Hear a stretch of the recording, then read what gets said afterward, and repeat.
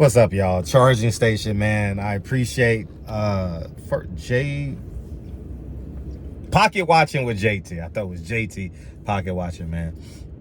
I follow him on Instagram and obviously support him with his movement and educating people in mass quantities on business and everything else, finances. He had a link where Jay Morrison is back. Jay Morrison is back with his Bible and a new future Tref Life Fund. Let me cut this off so you guys can, gotta cut the AC off because it makes that sound on the videos. And I'm just gonna keep it simple, keep it short and sweet. I'm gonna go through some details, then I'm gonna ask a question that he should be able to answer. He was talking about God, and that's what pimps do. That's what drug dealers do, because you can't refute God. You know what I mean? And if you make a sin as a godly person, oh, I'm not God. I'm human. You know, backsliders always go back to God. Man, I'm gonna be a preacher. Looks like he's gonna be a preacher. He's probably gonna be a street pastor and all this. But the tone and tenor in which he spoke today, probably running out of money, because he said something that was key. He said he got paid and he paid his tithes. He said, and then he said his wife got paid, but she wasn't paying her tithes. I thought she was your wife. I thought that she's under your covering. You pay the tithes for your last name. That was very, very telling. And the fact that he wants to be godly, but he's still asking for conversations with man, makes no sense. You know, you're a king. I watched the whole interview, you know what I mean, through the course of this day. Started this morning. It's about 3 o'clock, 3:07 to be exact. And so 10 minutes here, 15 minutes here, but I got through the whole thing. And I'm going to say this, Jay Morrison. I'm going to keep it short and sweet. I'm not going to make this a 30-minute video. And I would like to go on their podcast and have a constructive conversation, because I don't think that they did it with journalistic integrity. It was more of a 90-minute infomercial for Jay Morrison for something interrupted. I'm gonna tag them and y'all go study their work and do on their own. But and I'm not throwing shots at them because I haven't watched their whole catalog. My whole catalog isn't perfect. You know, I've had bad interviews, you know.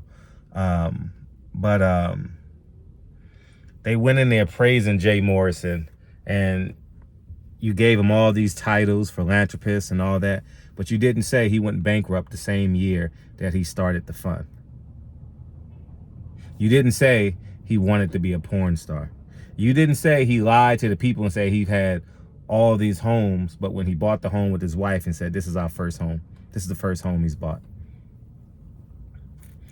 He said he was a millionaire at 27, but he said he was a millionaire at 21, 20, or whatever it is, selling drugs, got broke at 30. There's a lot of contradictions, you know what I mean? He came into the community as a lightning rod, claiming to be Malcolm X, but got 3 baby mamas. Malcolm X didn't have 3 baby mamas, man. Malcolm X had 1 woman, 1 wife, 6 kids. Never met the last 2. I don't like when people come in and say, oh, I'm Malcolm X, like Steven Jackson, and now this guy, he's young Malcolm. How the hell are you young Malcolm? You got 3 baby mamas, and you, by your own admission, your 2 baby mamas, which you learned from your mama, who did it for your daddy, did crime, did bids, hit drugs for you, and you call that loyalty. So after you had kids, your mothers of your kids did bids to protect you and not the 2 kids. It's not adding up, but I know we're going to refute it, dispute it, do what we want. It's okay. But I got one solution to all of this, Jay Morrison, because I watched the him 500. I don't know him. I don't know him much. I don't follow him. I follow him on Instagram, but congratulations to him on losing weight. I don't know how he did it. He should have documented it. He documents everything else. He should have documented that to inspire, because we are the fattest people on earth, black people, and the poorest, you know what I mean? And that's data.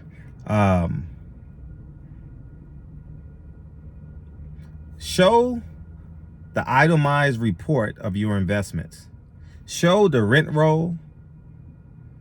Show, you said you're building. Can you show the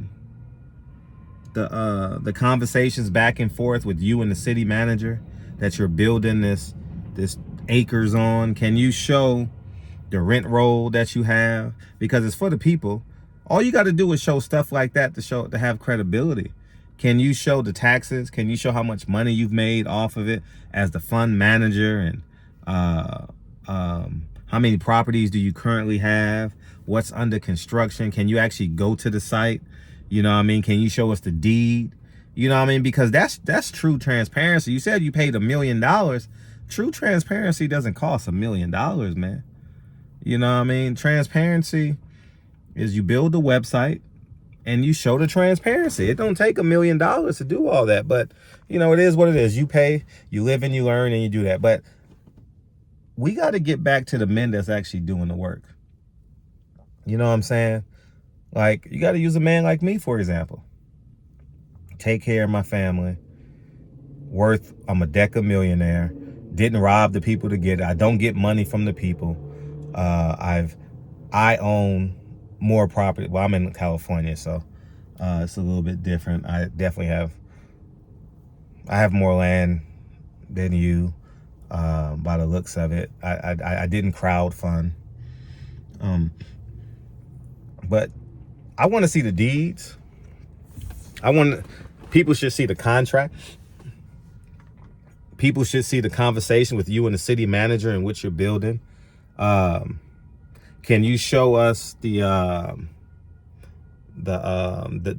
sketches? I forget what it's called. I'm drawing a blank on it now. I'm in preliminary talks too to add to one of my buildings. It is called the plans. You can show us the plans that you took to the city to get approved. All this should be an email.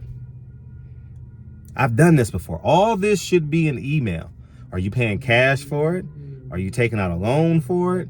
Are you borrowing against the Tref Life Fund? All these questions should have been asked to show your validity. The narrative is great. I mean, it sounds good. You didn't say, well, I'm a lawyer, I'm this. You always got to prey upon the ignorance of black people. Like, oh, I did drugs, I sold drugs. We don't care about that. Stop celebrating that. That's not your story as a father anymore. You're a God-fearing man. How many times you gonna tell this story? I'm a 3-time felon by the time I was this. No, you didn't mention your daughters not once. What are your daughters doing? How great of a father are you? Are your daughters a doctor? Are they veterinarians? What are your daughters doing? I need to see proof of concept of fatherhood. Because as a businessman, $11 million, we want to see the return on it. Now you're going to start a new fund?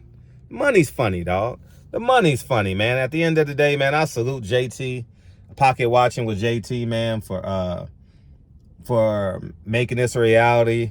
You didn't get a lot of my subscribers didn't get a return on your investments that you took, and they didn't get the classes that they got. I have it in my email. I'm in the car, so I'm not going to short with this, but you've done a doozy, man. You literally got to repay the people, man. Are people getting returns on their investment now?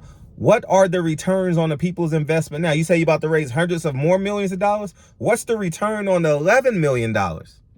How much money is the Black House generating? What is are we paying mortgage? Why are we paying a mortgage on that? Or did we pay cash for it? What percentage of it is being utilized? You got to ask all these questions, man. You can't just have Jay Morrison, come on my podcast, man. Come on my podcast. Next time you in LA, or I'll Zoom you in and we can have a conversation. We're going to make it a conversation. So you take your time and you do your research on me. And I'll take my time and do my research on you. And we'll have a conversation. We'll go back and forth. Back and forth. I'm a family man. 1 woman, 2 kids.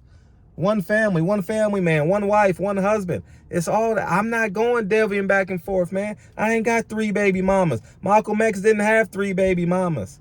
Martin Luther King didn't have 3 baby mamas. You talking all this, but you got 3 baby mamas. You were irresponsible. And then you said loyalty is defined by you. If you get caught in a crime, that your baby mothers don't snitch. That's the definition of loyalty to you. Because you were going to leave your wife because she wasn't loyal to you.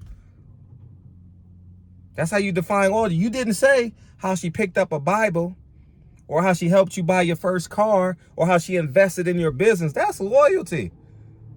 You didn't say that. Anyways, man, y'all have a great day, man. I got 7 minutes till my car is fully charged.